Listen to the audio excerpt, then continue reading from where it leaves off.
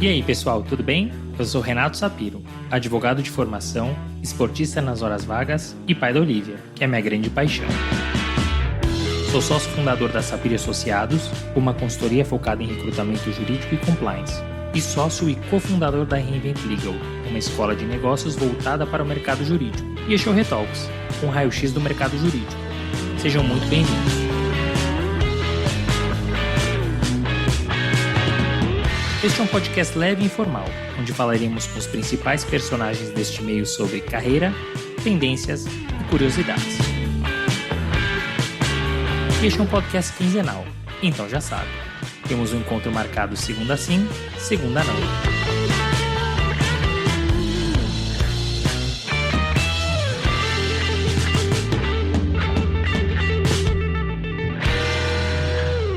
Paulo é uma figura ímpar. Ele consegue flutuar do formal para o informal sem que você perceba.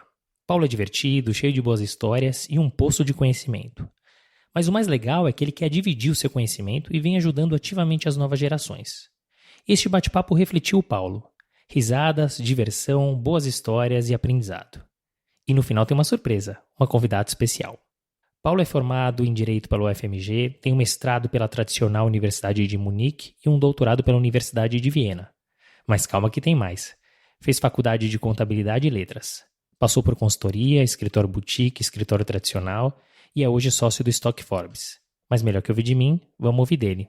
Paulo, que alegria ter aqui você conosco no Retalks. Eu que já te conheço há tantos anos. Muito bom ter você aqui. Eu sei que você vai ter muita história boa para contar e muita coisa para ensinar. Um prazer ter você aqui. Renato, o prazer é todo do meu lado. Realmente, cara, já se vão aí... 10 aninhos? Assim, anos, né, cara? Por aí, viu? Por aí. É bom nem a gente ficar contando. Não, já vamos passar para as perguntas. Melhor assim, senão a gente vai contar a nossa idade. Mas, Paulo, eu vou começar aqui com a nossa pergunta que é clássica, né? Você tem uma carreira, tanto na parte acadêmica quanto na parte profissional, que é muito encaixadinha, né? Com passagens sólidas, bastante tempo nas estruturas. De alguma maneira, você planejou essa trajetória e, caso contrário, quais eram os seus objetivos?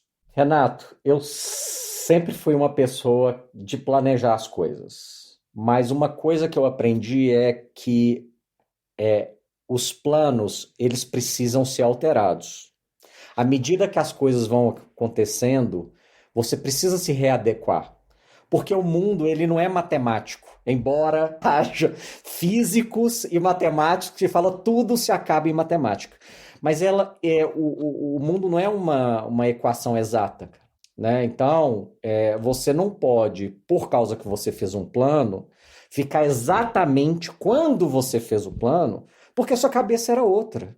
E as coisas vão acontecendo, você vai amadurecendo, oportunidades vão chegando. Então, no fundo, eu fui fazendo planos, as coisas foram acontecendo e eu fui alterando esses planos. Mas eu nunca deixei de fazer. A única coisa que eu mudei foi deixar de ter um plano estático e ter um plano móvel, né? As coisas foram acontecendo, eu vou apertando parafuso, eu vou trazendo novos módulos. Então, é um grande Lego, cara, entendeu? É muito interessante, porque assim, essa pergunta é pergunta, como eu disse, clássica. Você é o nosso 38º entrevistado, então eu fiz para todo mundo. E eu já ouvi de tudo aqui, né? Planejei, não planejei, planejei curto, médio, longo prazos. Mas o que você traz é verdade, porque, principalmente dentro do direito, que aí definitivamente não é matemático, né? A gente vai se ajustando. Então, planos têm que ser feitos? Talvez sim. Mas tem que ser ajustado também? Sim. Às vezes a gente fica preso naquilo e é muitas vezes nesse momento que a gente encontra a dificuldade, principalmente na advocacia, que vem mudando muito, então a gente tem que realmente ser flexível, né? Gostei da sua introdução. Mas, assim, se eu puder só acabar minha frase, assim, o que a gente não pode fazer é, a cada garoa que se dá, você querer mudar. Porque dificuldades sempre vão aparecer na nossa vida. Assim, a regra é ter dificuldade. Quando tá tudo muito fácil, questione. Alguma coisa está errada, né? Então, a regra é ter dificuldades. E se a cada dificuldade você vai querer mudar, já não funciona. Eu acho que a gente tem que interpretar esse mudar de planos por uma outra vertente. Mas não nessa de a cada coisa que acontece eu mudo. Não. ele é adaptável, mas ele precisa ter um norte, né? Então eu acho assim, Renato, que princípios, eles são mais imutáveis, né? Então os princípios básicos de ser ético, esse tipo de coisa, isso tem que ser imutável. Agora, para chegar lá, até o conceito de sucesso ele vai mudando ao longo do tempo, né? Então é mais ou menos por aí. Poxa, eu gostei, você tem toda a razão. Bom, você tem uma carreira, como eu disse, muito bem construída, tanto na parte acadêmica quanto na parte profissional. Você começou num escritório muito renomado na área tributária, que era que você seguiu e se tornou uma das maiores referências do país, na época o Sacha Calmon. E aí você passou também por uma Big Four quando você foi fazer o seu mestrado na Alemanha e teve também a oportunidade de trabalhar na Ernst Young lá fora. Pensando nessa vivência acadêmica e profissional, vivência no Brasil e fora do Brasil, você nota uma diferença nos profissionais, nos advogados brasileiros e nos advogados estrangeiros, principalmente no caso os alemães? Várias. E tá aí uma mudança de planos que eu tive. Porque eu fui para a Alemanha para fazer o mestrado e depois voltar. E quando você está lá, outras coisas vão aparecendo, novas oportunidades vão surgindo, novas portas vão se abrindo. E essa porta se abriu, você olhou lá, tá legal, por que você não vai entrar, né?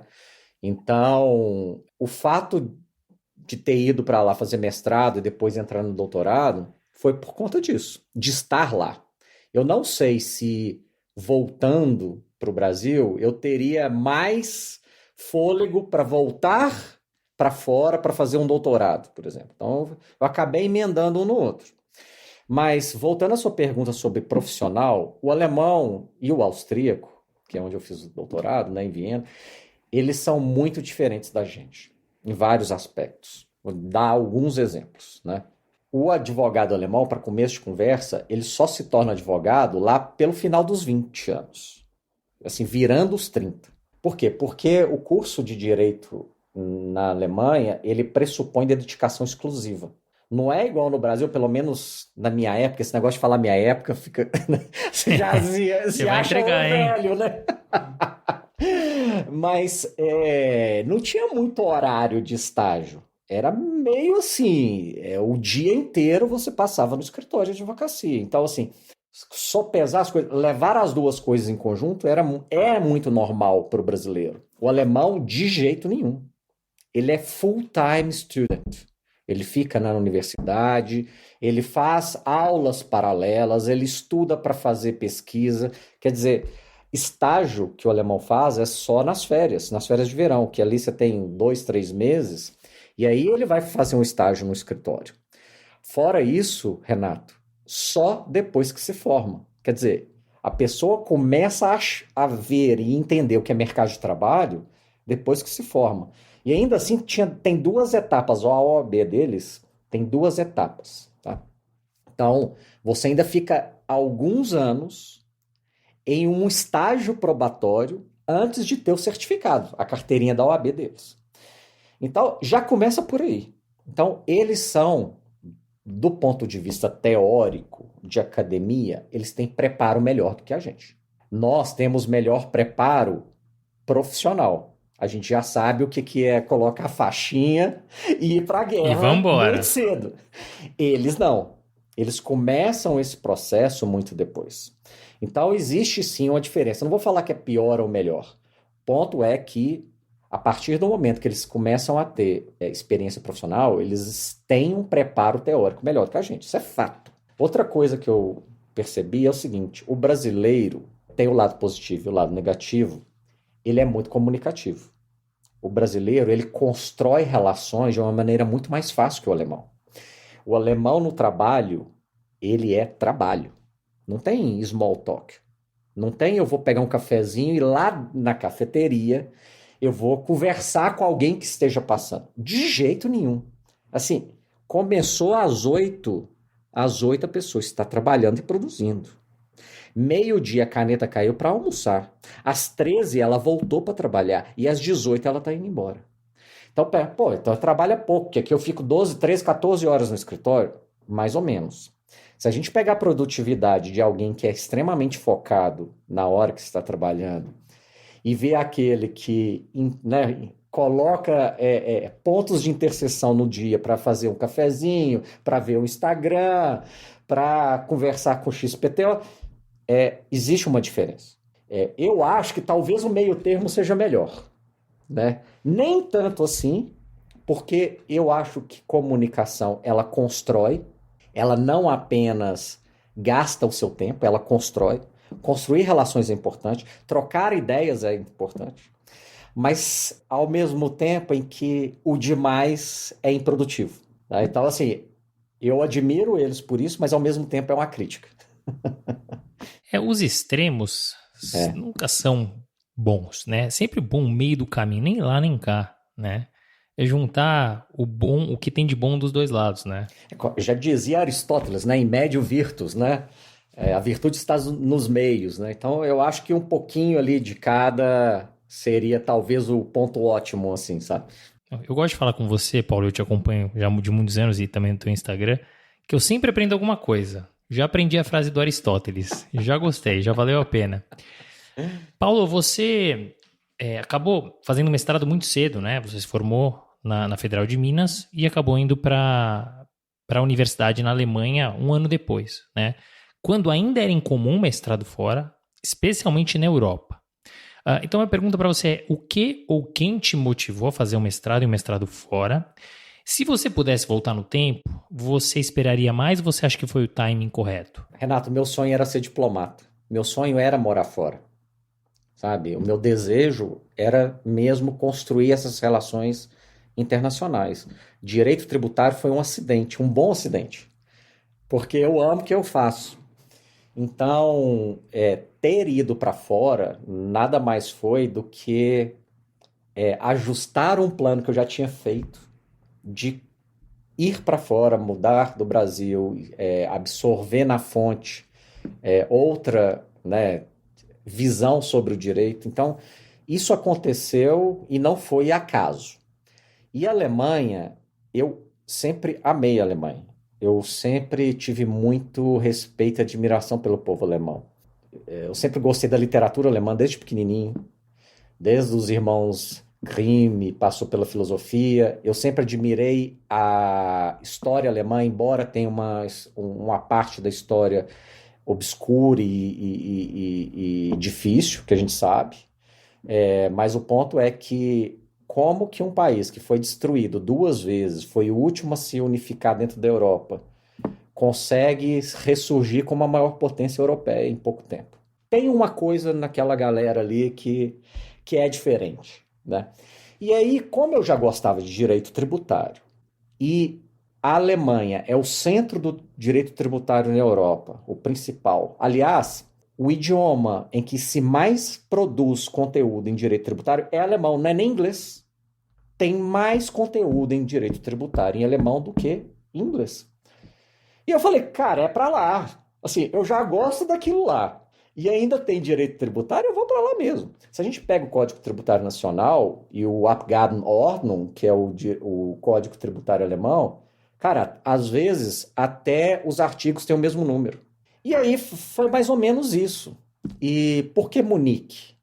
Porque se a gente pega a Alemanha, o centro do direito tributário na Alemanha é Munique, né? Ali tem o Max Planck Institute para Direito Tributário, que é aquela fundação alemã de pesquisa.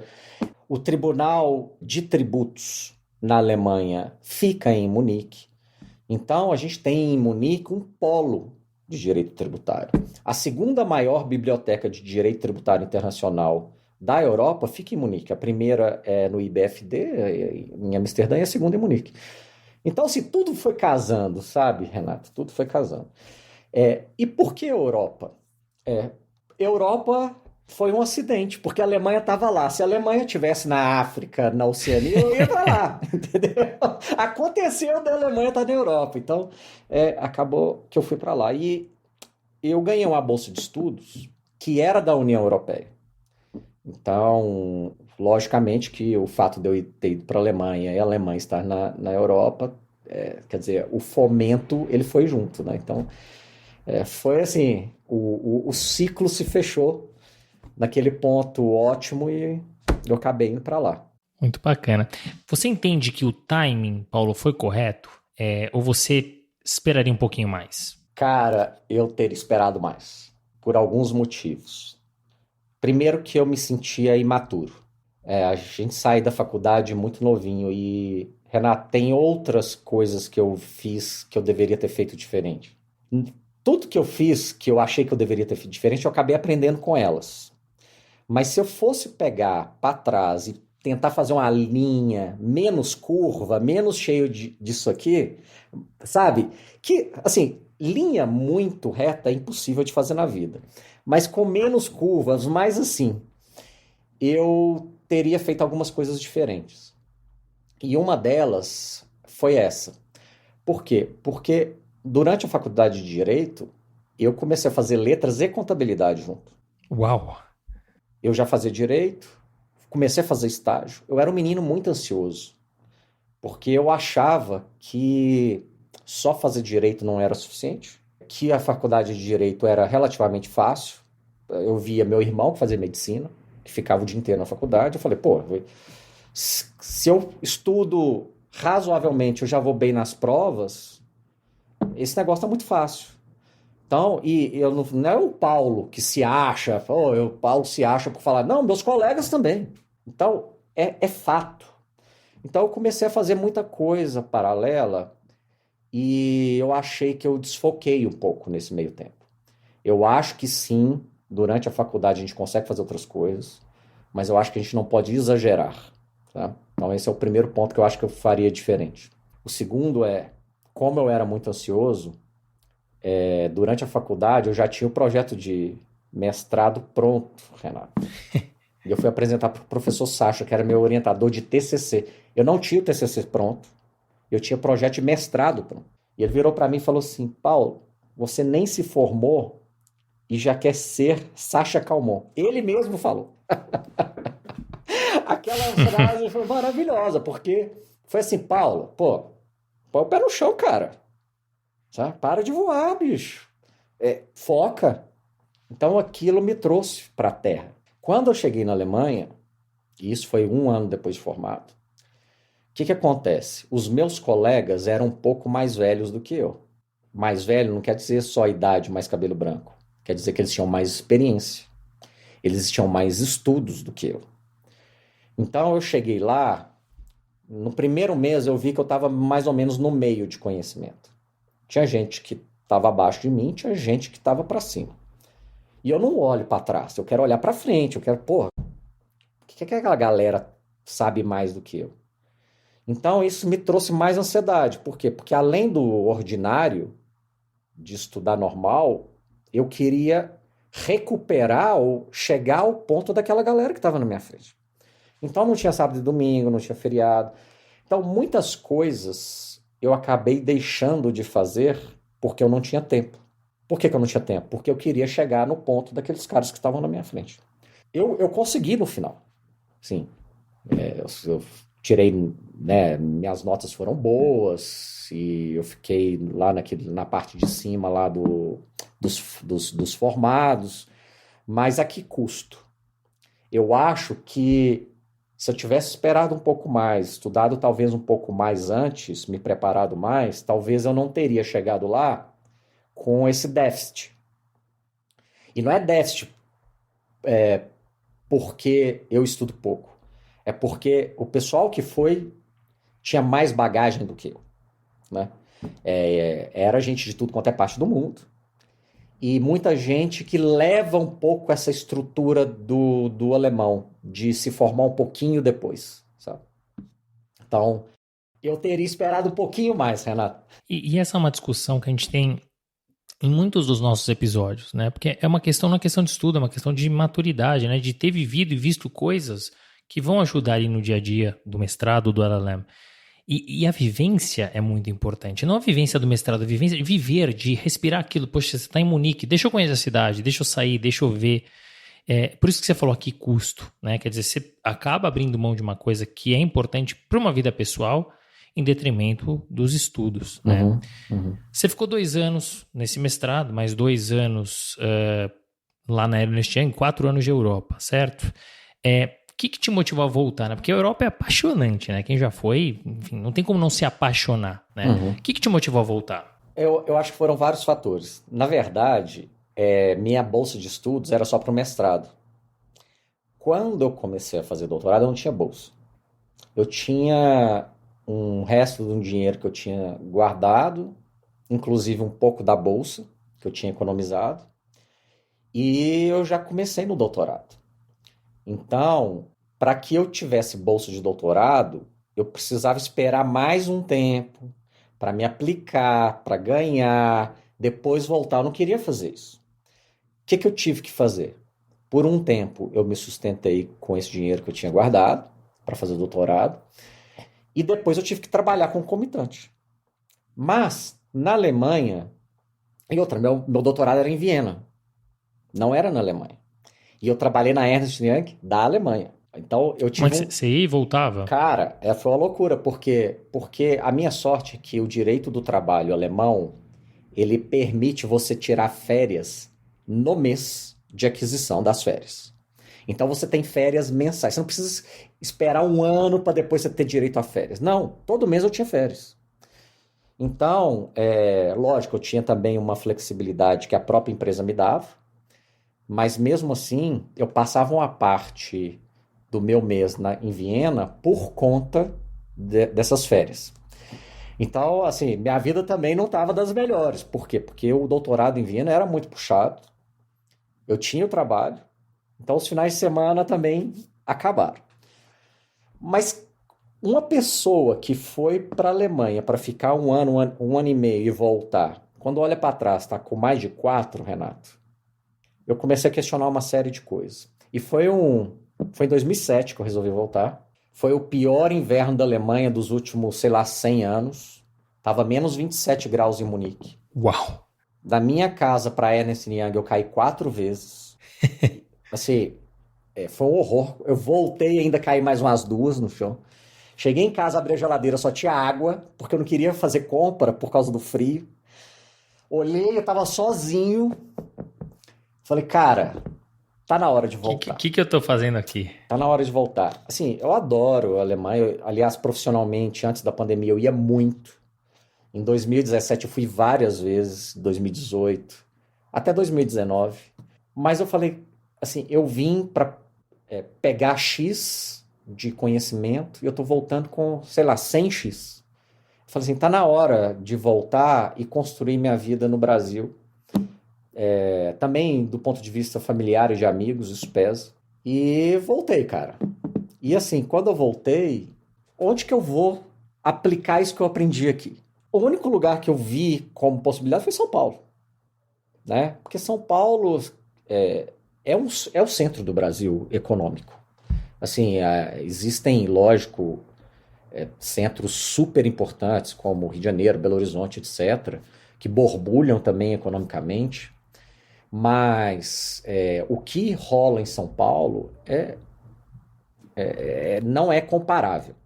E o segundo ponto, que olha só que interessante, São Paulo é a maior cidade industrial da Alemanha. Como assim, Paulo? Não existe tanta indústria em São Paulo, alemã, quanto em qualquer cidade da Alemanha. Tem mais indústrias alemãs em São Paulo do que em Munique, do que em Köln, do que em Berlim. São Paulo. Então tudo foi casando, né? Essas coisas. E eu acabei vindo para cá. Eu amo aqui, já tô aqui há 13 anos, adoro a cidade, não me vejo fora daqui. Já é um legítimo paulistano. Eu ainda não falo meu. Mas algumas coisas eu já absorvi. Mas o mineirês você já perdeu um pouquinho, não? Um pouco, porque quando eu cheguei, as pessoas às vezes não me entendiam, Renato. Porque eu ainda costumo fazer, ligar uma palavra na outra. E algumas coisas que o mineiro fala, e às vezes o paulistano não entende. Então, às vezes, para eu me deixar mais inteligível, eu tenho que mudar meu sotaque. Porta ou curva. Muitas vezes eu falo porta e curva para deixar mais claro o meu. Mas é isso. Muito bom. Nossa querida Belo Horizonte, Minas Gerais, tenho grandes amigos lá. Olha, esse sotaque é muito gostoso de ouvir. Eu sempre gostei de conversar com o pessoal de BH. E Belo Horizonte também é um centro de direito tributário, né? Sim, tem o professor Sacha. Nossa, tem né, um dos grandes nomes do direito tributário estão lá também, né? Então... E quando você falou que você veio para São Paulo, né? Talvez um dos principais centros do Brasil. E você entrou no Araújo Policastro, né? Para trabalhar com o professor Hotman. Um escritório que é até mais tradicional, né? O que te fez optar pelo Araújo Policastro? E como é que era a tua rotina? Cara, na verdade não foi muito bem assim. Foi um passo antes. Na verdade, como minha vida estava muito pautada por idioma alemão, língua alemã, empresas alemãs, direito tributário alemão, eu vim para trabalhar com o professor Hotman, direto. Foi antes do Araújo Policastro. E aí a gente ficou junto um ano nesse escritório, que era um escritório boutique, 99% dos clientes era de origem alemã, austríaca ou suíça. E ele acabou se fundindo com o Araújo Policastro. Então, a gente formou um German Desk. Então, eram mais ou menos umas 8 pessoas, todas falavam alemão. Então, a gente trabalhava com clientes alemães, quer dizer, empresas alemãs fazendo negócio no Brasil. Era quase uma nave espacial ali dentro do escritório, né? Sim, o Araújo Policastro, assim como a Advocacia Hotman na época, eram escritórios tradicionais, com a visão tradicional, escritórios de excelência técnica, mas sim com, né, uma veia mais tradicional, aquela advocacia que a gente conhece, etc. Então foi isso, né, Renato? Se eu olhar para trás antes do escritório que eu estou hoje, desde o dia que eu pisei em São Paulo, eu trabalhei com as mesmas pessoas. Só mudou um pouco a camisa, mas sempre foram as mesmas pessoas. Então eu considero quase que eu trabalhei os últimos 11 anos antes do meu escritório de hoje, sempre no mesmo escritório. Tá? Então foi por isso. Você fala das mesmas pessoas, 4 anos depois vocês até cindiram, né? Vocês fundiram, depois vocês cindiram e montaram uma outra estrutura. Mas dessa vez, me corrija se eu estiver errado, você tinha até um perfil um pouco mais empreendedor, porque você ajudou a montar esse escritório, né? Apesar de trabalhar com as mesmas pessoas, o que mudou nessa cisão para o dia a dia ali do Araújo e o que mudou em relação a empreender para você? Empreender sempre teve um pouco na minha veia. Eu sempre gostei de empreender. Eu sempre gostei de desafio. Eu nunca gostei muito de água parada. Se eu vejo uma água parada, eu gosto de jogar uma pedra para ver se movimenta e faz ondinho. E ir para lá deu esse frio na barriga. Porque sair do Araújo Policastro, quer dizer, com as mesmas pessoas que eu tinha entrado, na verdade, foi um momento para criar uma sucessão. Quer dizer, sair do escritório tradicional, vamos dizer, de uma cultura tradicional, e trazer mais modernidade. Eu não estou falando que é ruim, pelo contrário. A gente saiu de uma estrutura extremamente técnica, etc. É só o jeito de fazer as coisas que a gente queria que fosse diferente. Então, ir com os meus sócios da época, numa nova estrutura, tinha esse pensamento, né? A gente tinha ainda o próprio professor Hotman, né? Uma pessoa extremamente técnica, né? Com a base acadêmica muito profunda, mas o plano era sucessório, né? A gente via nessa nova estrutura um phase-out da advocacia mais antiga para uma advocacia mais moderna. Então foi isso. E isso traz frio na barriga, porque você, além de ser o executor, você também é um empresário. E essa é a grande diferença entre o jurista e o advogado, a grande diferença entre aquele que passa a ser sócio mesmo dentro de uma estrutura de um escritório de advocacia. Então tem as coisas mais ordinárias do mundo, né? Mais comuns de fazer supermercado, tem que pagar aluguel, essas coisas que antes essa preocupação era de outras pessoas, você passa a ter, né? De você também ser responsável não apenas pela sua equipe, mas você ser responsável por diversas outras pessoas, né? Isso dá receio em algumas pessoas, mas para mim era super legal, cara. Então, assim, Fui muito feliz mesmo em todos esses anos. Tá? Então, foi uma riqueza muito grande. Eu cresci enquanto profissional, mas também enquanto pessoa, sabe? E você sabe que você traz um ponto muito importante, Paulo, que é o empreendedorismo dentro da advocacia, porque eu ouço muitas pessoas falando, quero ser sócio, quero ser sócia, mas não se preocupam tanto com esse outro lado, né, do empreender. Porque é isso no final do dia, né? Claro que você tem o trabalho técnico, claro que você tem o trabalho de gestão de equipe, mas você tem que trazer a comida para dentro de casa, não tem segredo, né? There's no free lunch, não tem muito segredo, né? Então, é muito importante se você, que é uma pessoa experiente, que passou por tantas estruturas, ainda que com as mesmas pessoas, e que hoje é sócio de um escritório grande, trazer essa visão. E aí você justamente faz essa transição, né? Acaba cindindo e saindo de uma estrutura onde você trabalhava há 11 anos com as mesmas pessoas, que são referência, e se junta ao time do Stock Forbes, que hoje é um dos maiores escritórios do país, né? O que te chamou a atenção nesse projeto no Stock Forbes e o que acaba mudando na tua rotina? Cara, você sabe que eu fiz essa pergunta?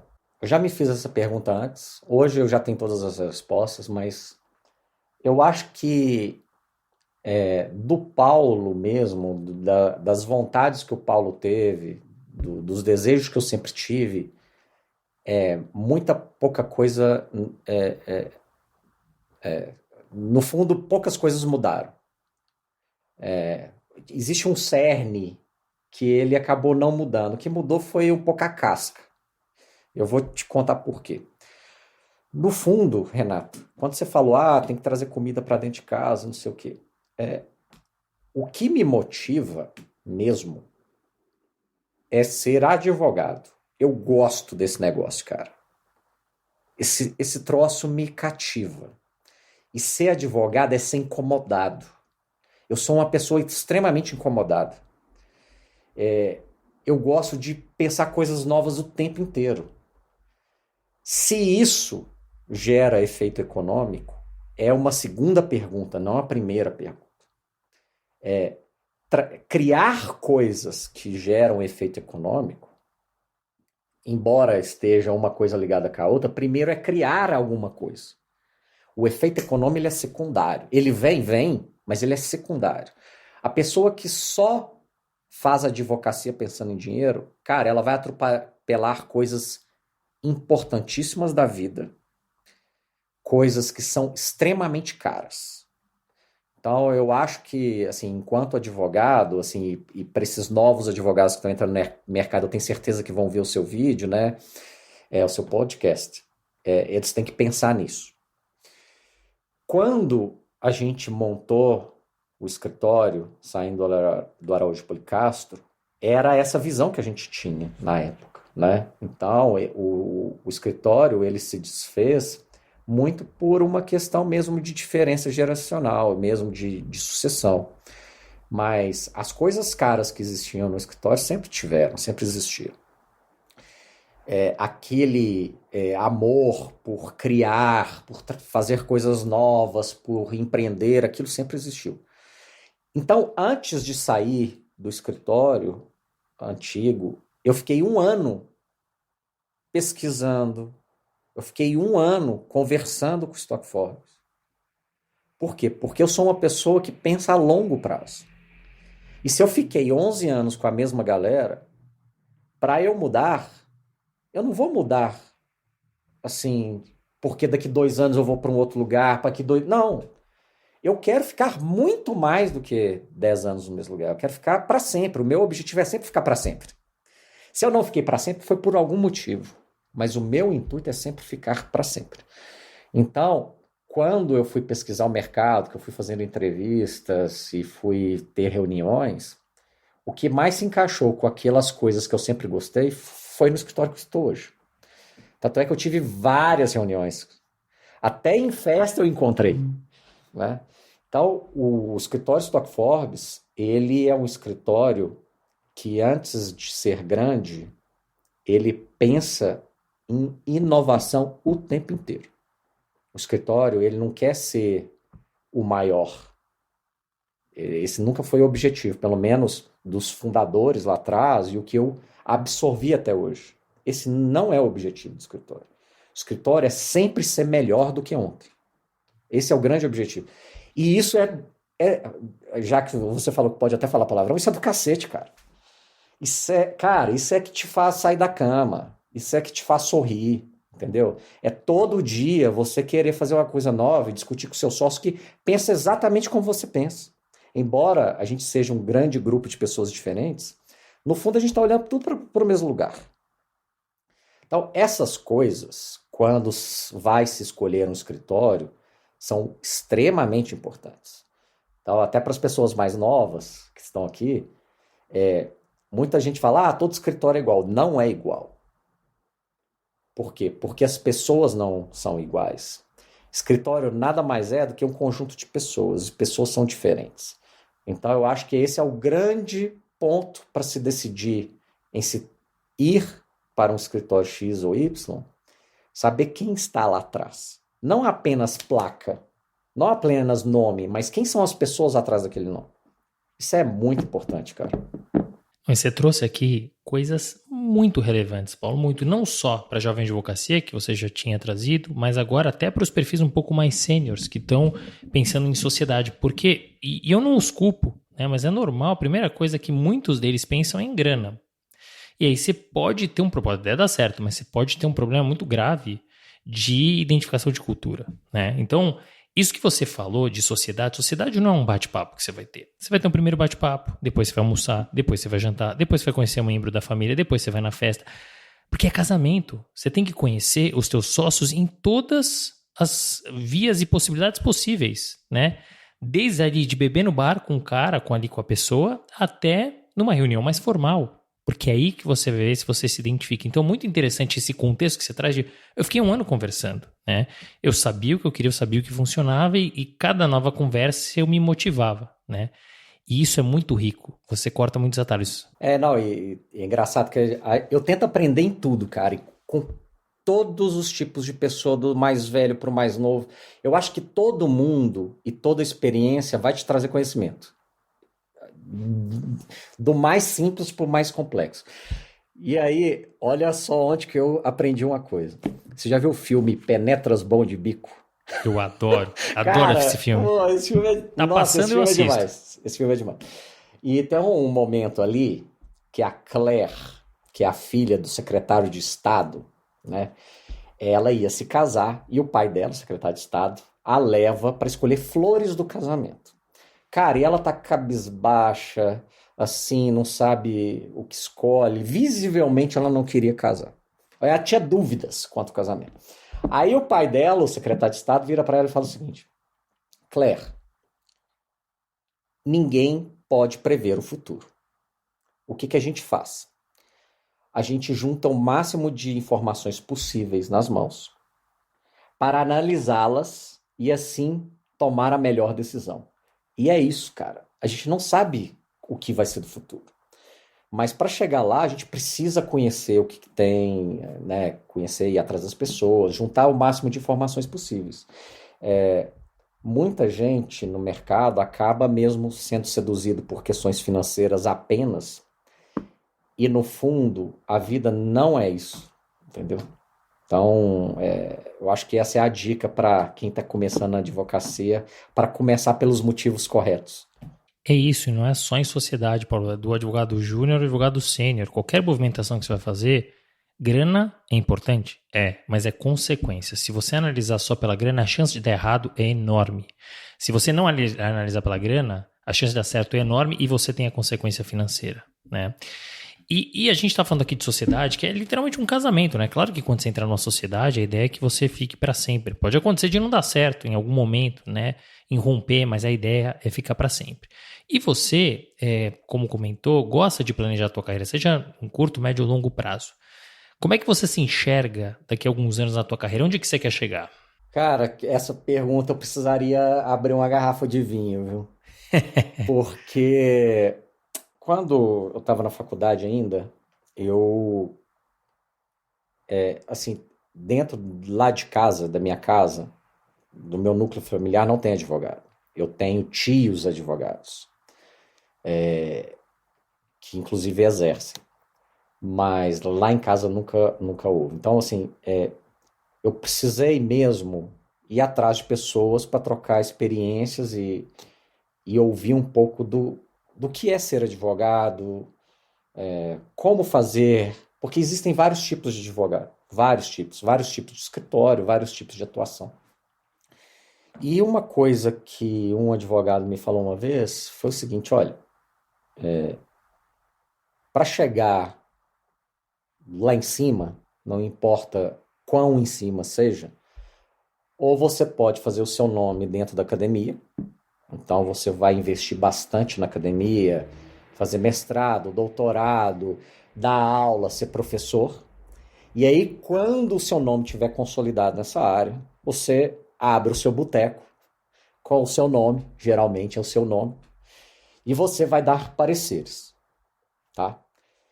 Ou você vai investir na profissão de advogado. Em paralelo, você não esquece a academia, mas o seu foco é na advocacia. E por muito tempo, Renato, eu fiquei muito na dúvida, cara. Este é um tipo de forquilha, de encruzilhada que você tem. Tem outros tipos, mas esse é o que eu estava na grande dúvida, sabe? Então, eu falei, quando eu comecei mesmo a fazer mestrado, doutorado, eu vi que seguir este caminho não era tanto aquilo que me brilhava os olhos.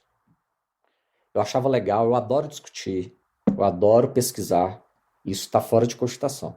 Agora, viver 100% do meu tempo na academia, ou 90% que seja, não era aquilo que tocava meu coração. Eu admiro muito quem faz, né? Tanto é que os meus grandes mentores, todos foram dessa área, todos não, mas boa parte, né, foi dessa área. Mas eu vi que aquilo não era muito o que me brilhava os olhos. O que me brilhava os olhos era a confusão da advocacia. Sabe, esse negócio, essa insegurança das coisas, esse contato, esse negócio de tentar descobrir os fatos, de conhecer o negócio do cliente, de ir até o cliente, de almoçar no bandejão da fábrica às 11 horas da manhã, porque a galera da fábrica chegou às 7. Então, esse negócio de pegar a teoria densa e aplicar na prática é que me fazia brilhar os olhos. Então, quando eu descobri isso, eu comecei a priorizar muito meu conhecimento prático. Então, fui atrás, continuo fazendo, eu leio todos os dias, eu tento descobrir mais questões de negócio do que direito tributário hoje. Eu estudo direito tributário sempre, mas hoje eu tento descobrir mais coisas de negócios para aplicar o direito tributário. Então, hoje eu me sinto uma pessoa realizada enquanto advogado. Agora, se eu olhar para frente, o que eu quero ser daqui 10 anos, 20 anos, eu acho que eu quero ser melhor do que eu sou hoje. E eu acho que eu vou morrer com, sei lá, 80, 90 anos, se tudo der vai certo. Mais longe. Sempre querendo ser melhor do que ontem. Eu acho que eu não tenho hoje um lugar assim definitivo que eu queira parar. Eu acho que hoje minha cabeça mudou para o seguinte sentido: hoje eu quero ser melhor do que ontem. E assim eu acordo todo dia. Uma coisa que que eu gosto bastante, está me tirando um pouco parte do meu dia para dedicar, é tecnologia. Eu amo tecnologia, cara, e a tecnologia ligada ao direito tributário. Então, eu tento me dedicar uma parte do meu dia a criar coisas para melhorar o trabalho que a gente presta dentro do escritório. Então, me envolver mais com o desenvolvedor de software, me envolver mais com pessoas que não são ligadas ao direito, que entendem de tecnologia. Porque às vezes você tem um fato, mas se você olha o fato daqui, você pensa uma coisa, se você olha daqui, você pensa outra, se você olha daqui, você pensa outra. Então, ter essa visão do design, né, que eles chamam de legal design e tal, design thinking, é muito legal, cara. É muito legal. Quando você bate papo com um cara de design, com um cara de economia, com um cara de projetos, você acaba enriquecendo a sua própria profissão. Então, isso é o que hoje tá me motivando, Renato. Pode ser que amanhã eu me apaixone por pintura, cara. Mas você Mas sabe hoje é isso. que. Mas o que você trouxe é muito relevante, porque às vezes a gente pergunta para as pessoas o que você quer ser amanhã, e, enfim, tem várias respostas possíveis. A tua resposta ela é muito simples, mas ela traz muita coisa. Eu quero ser melhor do que hoje. E como é que você faz para ser melhor do que hoje, né? Você tem que se desafiar, você tem que correr atrás, tem que se motivar. Tem tanta coisa nessa frase que você trouxe, e que fala muito, e não necessariamente a gente precisa cravar, quero ser presidente do Brasil, quero ser sócio, não precisa, né? Mas isso que você trouxe é muito importante, principalmente aí falando para a turma mais nova, né? E por falar em turma mais nova, Paulo, tem um projeto muito legal, você que é autor de diversos livros, inclusive eu tenho um lá na minha biblioteca, e você escreveu recentemente e lançou um livro para Jovem Advocacia, que é um bate-papo com jovens e futuros advogados, cartilha prática e direta sobre os primeiros passos na carreira de advogado e assessor jurídico, que é um projeto muito legal. Queria que você contasse um pouquinho sobre esse livro, o que te motivou a escrevê-lo? Tá, cara, eu acho que foram várias coisas, mas no fundo, o que que acontece? Quando você é líder de equipe e tal, você vai começar a ensinar os mais jovens. Eu comecei a perceber que as pessoas saem, são egressas de faculdades muito cruas, e eu era assim, né? Eu me coloco na mesma posição de hoje, um menino que vem trabalhar comigo, assim, que acabou de se formar. Então, muitas coisas, erros, anseios, elas se repetem. E eu comecei a ver esse comportamento. É um padrão, Renato. Então, eu comecei a ver que eu ensinava as mesmas coisas sempre. Falei, cara, eu vou colocar isso no papel. E eu comecei a colocar. Coisa, cara, do mais básico, tipo escrever um e-mail, as coisas mais complexas de escolher o que você quer ser na vida. Porque essas perguntas, elas se repetem, todo mundo tem. Eu tive. Então, eu comecei a colocar isso no papel, mas tentar sempre de uma maneira mais simples, sabe? Mais curta. E aí, quando eu vi, cara, era um livro. Aí eu falei, poxa, eu eu acho que eu vou deixar essas dicas, não só apenas para quem trabalha comigo diretamente, mas vou publicar isso. Porque se isso é recorrente, por que eu não posso ajudar mais pessoas? Né? Porque eu queria ter tido isso. Eu tive isso, mas de forma mais gota a gota. Eu tive que ir buscando esses conhecimentos, essas dicas, com várias pessoas. Seja um professor, um chefe, um colega, até a pessoa mais nova, que a gente aprende com os mais novos também. Então, eu vou juntar isso tudo numa coisa só e para ajudar o outro. E aí eu publiquei. E aí eu também não queria que isso fosse, de alguma forma, um benefício econômico para mim. Porque se eu quero ajudar o outro, tem que ser uma via unilateral.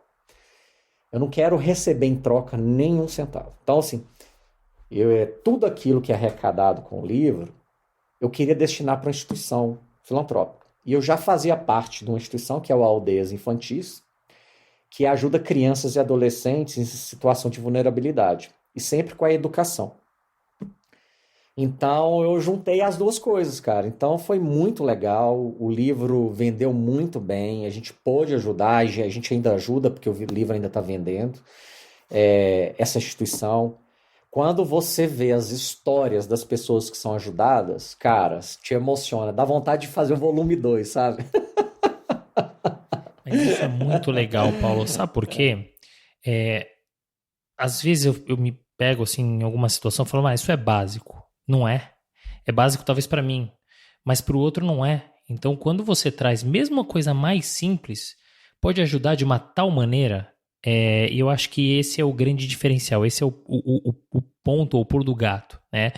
E ainda mais você ajudar uma instituição com um trabalho tão bacana, quer dizer, você está ajudando de duas formas diferentes, dois públicos diferentes. Então, parabéns, muito legal esse projeto. E para a jovem advocacia que nos ouve, e a gente tem muitos jovens advogados nos ouvindo, compre porque você vai aprender, vai te ajudar e você vai ajudar o próximo, né? Muito bacana, parabéns, Paulo. Obrigado. E assim, as redes sociais ajudam bastante. Então, é engraçado porque por um lado, pode parecer, o Paulo está querendo se promover. Não. Quando uma pessoa vê outra fazendo um bem, ela se sente impelida de alguma forma de fazer também. É o que a gente chama de efeito multiplicador do voluntariado. Quando eu vejo alguém fazendo uma coisa, eu, Paulo, de boa, me dá vontade de fazer também. Então, isso tem se replicado. Direto, Renato, eu recebo mensagem de gente, nossa, que legal, comecei a ajudar uma instituição aqui no meu bairro. Nossa, agora tem um grupo amigo meu que está juntando cestas básicas para ajudar a comunidade X. Nossa, eu conheci o Aldeias Infantis e agora eu sou doador. Quer dizer, eu tenho visto isso acontecer. Então eu acho que esse efeito multiplicador do voluntariado, ele é real. Eu acho que se todo mundo que fizer contar para um amigo, para um vizinho, para o pai, para a mãe, para quem seja, ou mesmo publicar na rede social que está fazendo, muitas pessoas vão se inspirar a fazer o mesmo. É isso, é isso. Que bom. E o bem, quem faz o bem, gera o bem e é corrente do bem. Tô com você, Paulo. Você falou de redes sociais, né? E a gente sabe que a gente acaba atuando no mercado, a advocacia é um mercado muito tradicional, mas recentemente o marketing jurídico e a publicidade, eles sofreram algumas mudanças em relação à regulamentação pela OAB, e que bom, né? A OAB tentando aí se adequar aos novos tempos, até porque os advogados e advogadas, eles têm utilizado muito as redes sociais. Para você, Paulo, qual que é o limite da utilização da rede social? Especialmente pensando que você tem um Instagram até com 140 mil seguidores. Então, na verdade, eu não uso o meu Instagram do ponto de vista profissional. Na verdade, eu queria usar o Instagram para propagar o bem mesmo, a informação. Mas eu acredito muito no poder das redes sociais, Renato. Entendeu? Eu acredito muito. E a gente não pode fechar os olhos para isso. Se uma pessoa que você gosta, admira e segue, fala que faz uma ação de filantropia, você vai fazer o mesmo. Boa parte das pessoas vai fazer o mesmo. Isso a gente vê acontecendo. Vamos falar de uma coisa mais prática, né, que é mais simples. Quando um influenciador fala que usa um produto, aquele produto às vezes acaba na loja. Se o produto que o influenciador que você gosta acaba na loja, por que a ação do bem, ou uma ideia, ou um ensinamento que uma pessoa que você admira faz na rede social, você também não quer fazer, não quer seguir, não quer entender? Então, eu acho que o advogado, ele precisa entender que o mundo mudou. Ao mesmo tempo, muita gente confunde a plataforma rede social e ultrapassa um pouco o limite, na minha opinião. Então, por exemplo, a nossa profissão ainda é muito conservadora, né? A gente, no escritório, a gente tem um rigor técnico muito forte, muito na linha, embora seja um escritório jovem, de pensamento jovem, mas a advocacia, mesmo jovem e moderna, ela ainda continua muito conservadora. Fazer dancinha no TikTok, tentando passar conhecimento, achando que você vai transmitir conhecimento, eu acho ainda um pouco demais. Tá? Isso, Paulo. Tô com você. Eu não vou fazer juízo de valor para quem faça, mesmo porque quem sou eu para ficar falando o que a pessoa deve ou não fazer. Mas eu acho ainda um pouco demais. Eu não faria, né? O que eu acho que o que eu levo para mim a plataforma nada mais é do que um congresso que você está participando, um seminário, um networking que você está fazendo numa pausa de um seminário. Só porque a diferença é que, em vez de estar lá fisicamente, você está numa tela. Então, o acesso das pessoas, ou o acesso a pessoas via rede social é muito, infinitamente maior do que se você estivesse encontrando pessoas fisicamente. Então, vão usar de forma inteligente isso aí. Porque, cara, isso é um mundo infinito. Rede social é um mundo infinito. As possibilidades são infinitas. Agora, eu só acho que a gente não pode exagerar, ultrapassar os limites da razoabilidade. Eu concordo com você, Paulo, porque realmente a advocacia está mudando, o mercado jurídico está mudando, e que bom. Mas calma, calma, que ainda é uma profissão muito conservadora, então não dá para exagerar, né? Mas você sabe que você falou de influenciadora digital, né? E para quem não sabe, né, a gente vai contar, você é casado com a Bia Napolitano, que é uma influenciadora digital que conta já com quase 2 milhões de seguidores. Eu sou um deles. E eu adoro, eu me divirto demais com a Bia. Ela é muito engraçada. Ela é advogada de formação, né? Inclusive, salvo engano, vocês se conheceram no escritório, né?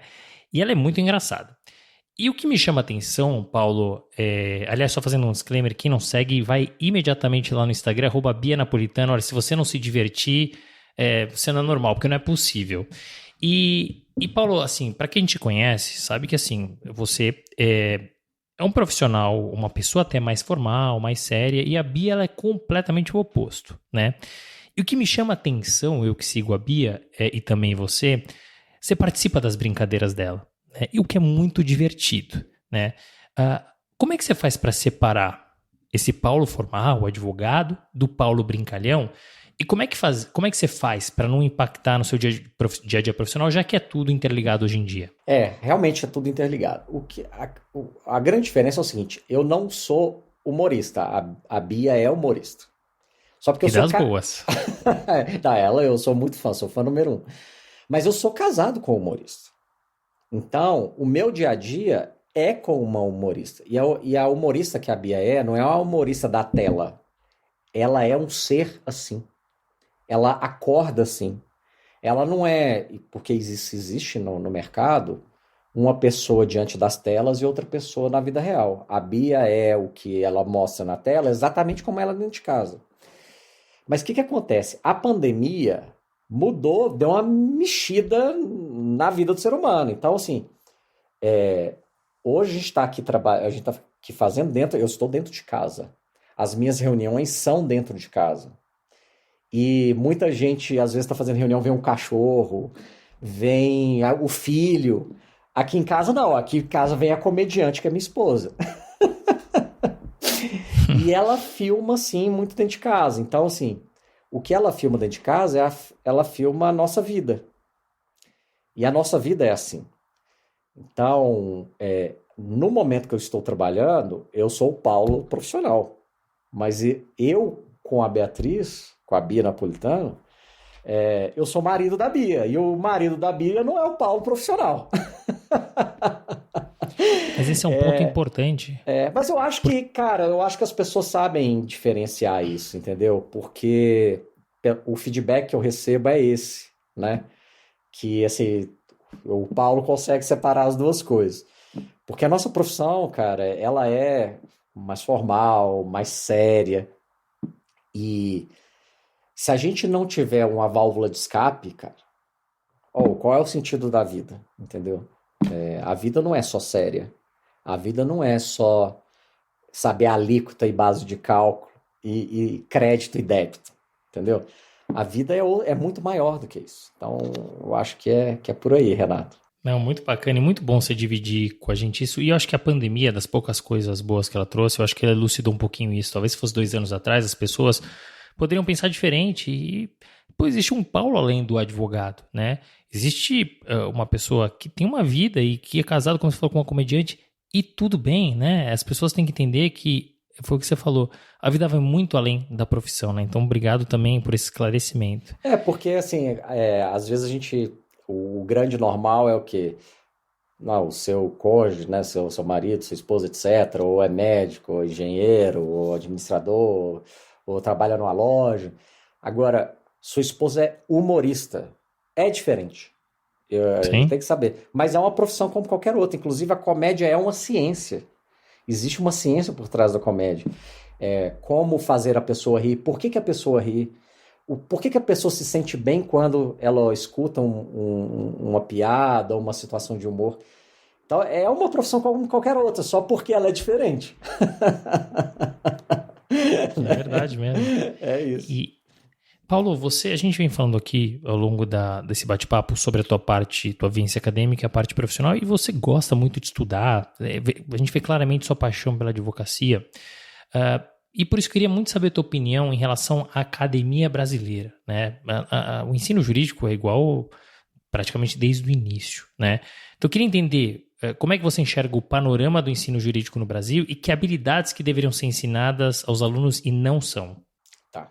Excelente pergunta, Renato. O que acontece? O curso jurídico que eu fiz há 20 anos atrás, ele é quase exatamente igual ao de hoje. E a É verdade. faculdade, ela ensina a você ser um jurista, não um advogado, né? Então, assim, se eu pego... Eu estava até falando num podcast esses dias que a grande maioria dos meus colegas hoje está no setor público.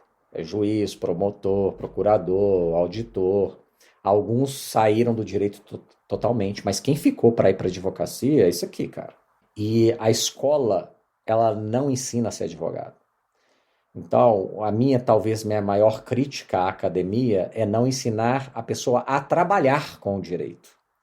Ela ensina o direito, mas não ensina a trabalhar com o direito. Essa falta de noção prática, ela é, assim, gritante. A gente vê cada vez pior a situação quando a gente recebe os estagiários. Estagiário que não sabe, assim, o básico. Eu não estou pedindo para fazer petição, não, Renato. Eu estou pedindo para saber o básico até de comunicação empresarial. Saber como montar um e-mail, sabe? Essas coisas, elas faltam. Eu acho que talvez a crítica que eu tenha a fazer é essa. Trazer mais uma visão prática para dentro do direito. A segunda coisa é que a parte não jurídica do direito, ela é vista de uma forma muito superficial no início do curso. Eu acho que hoje, para a nossa profissão, principalmente do advogado, saber só direito não é suficiente. O mundo está muito complexo para a gente só saber direito.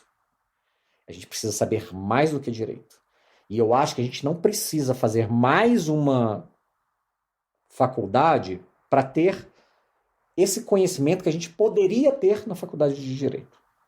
Então, a visão mais holística do todo é muito importante, né? O advogado hoje, ele não é só advogado. Ele é um resolvedor de problemas. E o direito por si só e unicamente, ele não é suficiente para eu resolver problema. Mas você sabe que eu sempre fui um crítico contumaz do ensino jurídico e eu acho que nesse bate-papo eu sempre, enfim, dei ideias do que poderia mudar. Mas nesse bate-papo você me resumiu, que é a diferença do jurista para o advogado. Eu nunca havia pensado por esse prisma, mas é o resumo da ópera, né? Você precisa ser um jurista, sim, mas você precisa mais do que ser um advogado. E para isso, exatamente, você precisa ter essa visão mais ampla, holística, aprender outras coisas que não o direito que você pode implementar dentro do direito. Acho que é um bom resumo, Paulo.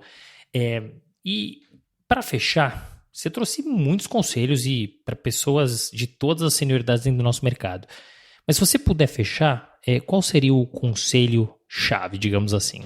Cara, assim, eu me acho muito novo para ficar dando conselho. Eu acho que vamos fazer o seguinte: eu vou falar o que eu acho importante que eu levo para a minha vida, que talvez eu acho que seja uma das coisas que a pessoa precisa, talvez, colocar como um dos nortes dela. Não só o único norte, mas um dos nortes dela. Primeiro que, para ser advogado, a gente tem que gostar de ser advogado. E eu acho que muitas vezes os advogados que estão entrando no mercado se esquecem disso. Ter essa ambição pelo prazer de ser advogado, isso está caindo. Mesmo que a gente chegue num ponto, Renato, de que eu não gosto de ser advogado. Eu acho que a pessoa tem que procurar muito no seu. E eu vou dar o exemplo de novo da minha esposa. Minha esposa descobriu que ama humor depois de muito tempo. E eu vejo muita falta de paixão, às vezes, nos advogados que acabam limitando o que ele poderia ser na vida. Então, eu descobri que eu gostaria de ser advogado muito cedo, na minha visão. Ainda eu estava na faculdade, eu poderia ter descoberto antes. Mas, mesmo que seja tarde, você que está nos escutando, pensa um pouquinho, olha no espelho, vê se é aquilo mesmo que você quer. Porque quando eu vejo, por exemplo, quem trabalha comigo, que é tão apaixonado pela profissão, cara, eles brilham os olhos. A gente acaba de sair da reunião, eu vejo, né, a moçadinha que trabalha comigo, assim, com o olho brilhando, sabe? Eles começam a jogar no grupo, no WhatsApp e tal. Nossa, que legal! Que não sei o quê. Você vê mesmo a pessoa querendo ir além, se superar, querendo ser melhor do que ontem e hoje, quando ela tem paixão por aquilo que ela faz. Eu não quero desanimar você que está nos escutando aí, né? Poxa, nossa, eu tô tão infeliz. Às vezes você gosta de ser advogado, mas o momento que você passa não é legal. Às vezes o escritório que você está não é legal. Às vezes a matéria com a qual você está lidando não é legal. Às vezes basta fazer uma mudança, né? Mas ir atrás da sua felicidade. Eu acho que esse é o maior sentido da vida. E quando você encontra a felicidade, você se supera. Supera muito. Acho que é isso, cara. Puxa, que bacana. E você sabe que, Paulo, eu me enxerguei há alguns anos atrás, porque eu nunca fui feliz advogando. Eu lembro que no primeiro ano da faculdade eu falei, mãe, vou sair. E ela, como idechemame, né, a mãe judia, falou, não, você vai acabar a tua faculdade, tirar a tua OAB, depois você decide o que você faz. Mas eu desde cedo sabia que não queria advogar, mas eu sempre pensei, o que eu vou fazer? E eu encontrei uma saída e hoje eu sou apaixonado pelo que eu faço. Mas é muito do que você falou, às vezes é o momento, às vezes é a área, às vezes é a estrutura que você tá, mas olha pra dentro, gente, e tenta buscar a felicidade, porque, enfim, ela tá em algum lugar. Sem dúvida, sem dúvida, sem dúvida. Paulo, poxa, eu já sabia que o bate-papo ia ser bacana, foi muito legal, você tem histórias inspiradoras e eu tenho certeza que você vai inspirar os nossos ouvintes, acho que essa era a ideia. Parabéns pelo teu trabalho, desejo muita sorte, sucesso e muito obrigado por ter participado desse episódio.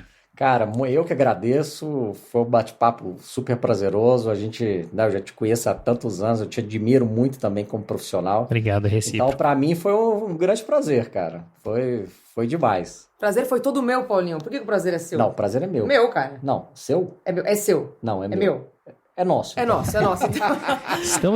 Vamos fechar com chave de ouro, estamos aqui com a Bia Napolitano que a gente falou, Bia... Essa competição é boa, né? É boa. É boa. Aliás, competir prazer não tem problema. O Renato tá falando aqui pra você mandar um beijão pros ouvintes e telespectadores. Sim, quero mandar um beijo pra todos vocês. Adorei essa entrevista. Se quiserem me seguir também, vou deixar meu jabá aqui, @BiaNapolitano. Renato, sou sua fã também. Paulinho, sou sua fã. E vocês são demais, cara. Maravilhoso. Como sempre. Parabéns, viu? Fim de papo. Se você gostou, recomenda para seus amigos. Se não, fala comigo que eu quero te ouvir. Até a próxima.